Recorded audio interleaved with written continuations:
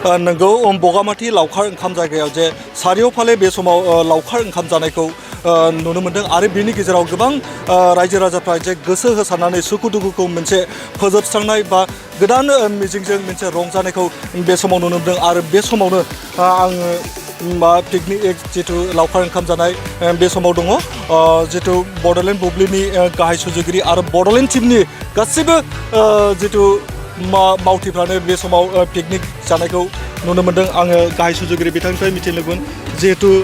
गोदान बोसोरानो फैयाखै बा गोजाम बोसोरानो जोबाखै बिनि सिगांनो जिथु रंजानाय मोनसे हाबाफारि लादों मा बुंगोन गिबि गिबियावनो आङो साफ्रोमबो नायगिरि लोगो नोंथांमोनखौ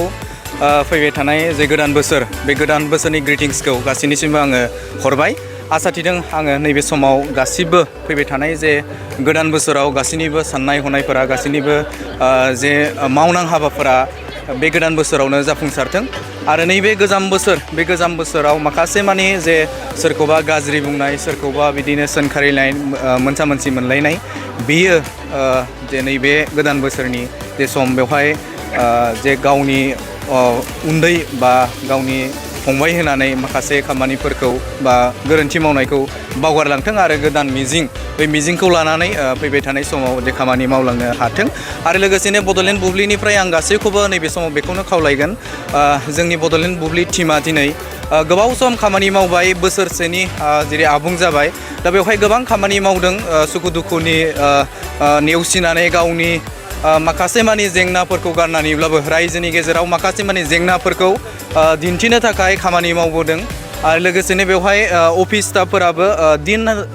साननिफ्राय लानानै फुंनिफ्राय लानानै मोनाबिलिसिम 24 घन्टाखौ बुंब्लाबो जोङो बांद्राय बुंनाय जाया बै समावलागै जोङो दुखु खस्थ'नि गेजेरजों जों खामानि मावदों आरो जाय खामानि मावनायजों मानसिनाव जायखिजाया खामानि मावोब्ला रिफ्रेश मोनसे नांगौ बा मोनसे निजोम सम मोनसे नांगौ जायखौ गोसोनि साननाय बा माइन्डखौ एसे रिफ्रेश खालामनो थाखाय मोनसे सम नांगौ आरो जायखौ जोङो मोनसे थिरां खालामदों जे बड'लेण्ड बुब्लिनि टीम बा हान्जाया दिनै मोनसे मुंदांखा जायगा बाक्सा जिल्लानि बेन्दोङावनो थानाय दा तामुलपुर गोलैगोन बे जायगाया बगामाथि पिकनिक स्पट बे पिकनिक स्पटआव जों फैदों लावखार ओंखाम जानो आरो बेजोंनो जों बेखौ जोंनि जे सुखु दुखु जोंनि जे मावबोनाय जे बाबेनलांनाय जे खामानिफोर जायखौ जोङो रायजोनि गेजेराव जों रादाब बुथुमै रादाब फोसावै मेंनाय जों बे मेंग्लिनाय गोसोखौ लानानै बा मेंग्लिनाय देहाखौ जों लानानै जों दिनै मोनसे रिफ्रेश खालामनो थाखाय नैबे बगामाथि पिकनिक स्पटआव जों दिनै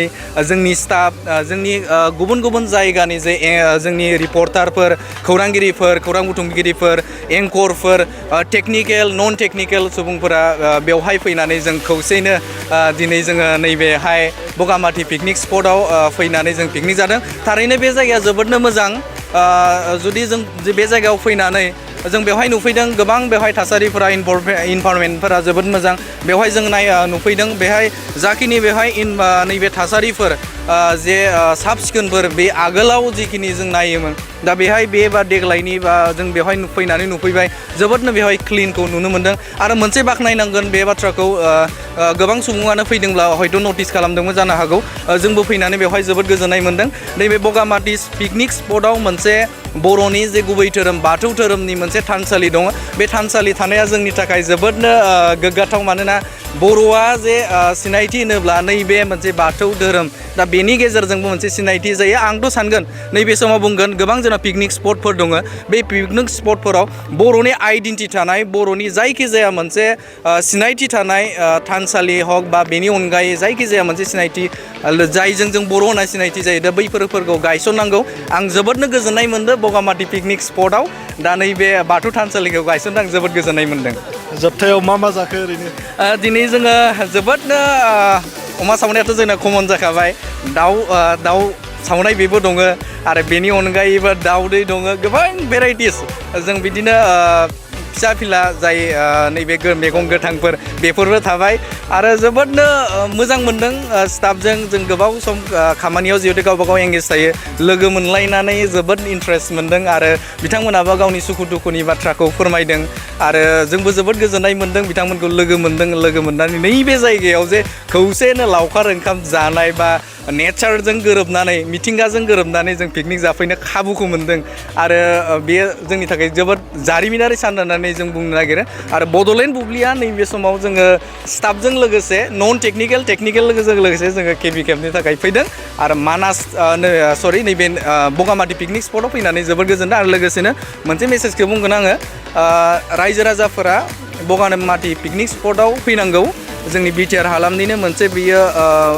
बुहुमखौनो बुंनांगोन बे जायगाया जोबोदनो मोजां नोंथांमोनाबो फैनानै बेनि नेचारखौ नायफै आरो जोबोदनो मोजां बे बगामाथिया स्राय दै बोहैलांनाय मिथिंगा दङ बिफां लाइफां दङ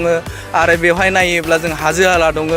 बगामाथि जायखौ जों फेमास आरो बे जायगाखौ जों मोनथियो बेनि अनगायैबो मोजां बेहाय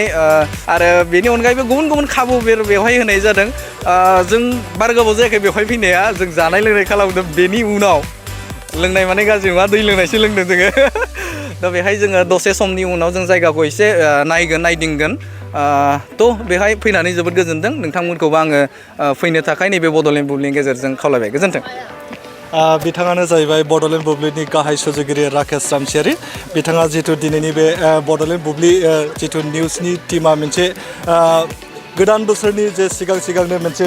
लावखार ओंखाम जानाय जे हाबाफारि लादों बिनि बागै मोजां बाथ्राखौ बुंथिबाय आरो बेजों लोगोसेनो बे बगामाथि लावखार ओंखाम जाग्रा थावनियाव बयखौबो लैहोर फैनानै रंजाफैनो थाखाय बिथाङा बड'लेण्ड बुब्लिनि गेजेरजों खावलायहरदों आरो बे समाव नुनो मोन्दों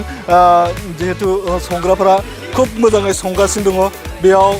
नानि ना बेदरनि बेदर बा बेदरफोर जायफोरनि थाखाय पनिर संगासिनो दं बिथांमोना आरो बेबायदिनो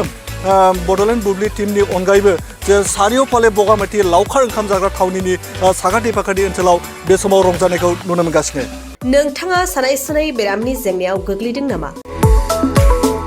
जुदि नोंथाङा सानाय सुनाय दंब्ला जिंगासिनांगौ गैया चिरां जिल्लानि बेंटल गेट साफागुरियाव दायो एसआइ निउर' थेरापि सेन्टार दंसै बे थेरापि सेन्टाराव नोंथाङा गोरलैयैनो देहानि सानाय सुनायखौ फाहामथाय लानो हागोन बे आथिं सानायानो जाग्रोदों ओमफ्राय जानाया एसे सिगांनिफ्रायनो जाखादों ओमफ्राय बिदिनो गुबुन मुलि जाबाबायदों ओमफ्राय हामाखै दिनैनि ट्रिटमेन्टआ आङो एसे मोजां मोनसिनबाय जेरै सिं सानाय आफादावरि सानाय मोदोम जरा सानाय आइजोफोरनि जेंना खर' सानाय बायदि बेरामखौ फाहामनाय जायो लोगोसेयैनो बे सेन्टाराव थानानै फाहामथाय लानो हानायनिबो सुबिदा खालामदों नोंथांमोनहा एएसआइ निउर' थेरापि सेन्टाराव फाहामथाय लानो गोसो दंब्ला नैबे मबाइल नम्बर 7620160459 नङाब्ला 9476977956 आव थोंजों सुलाद लानो हागोन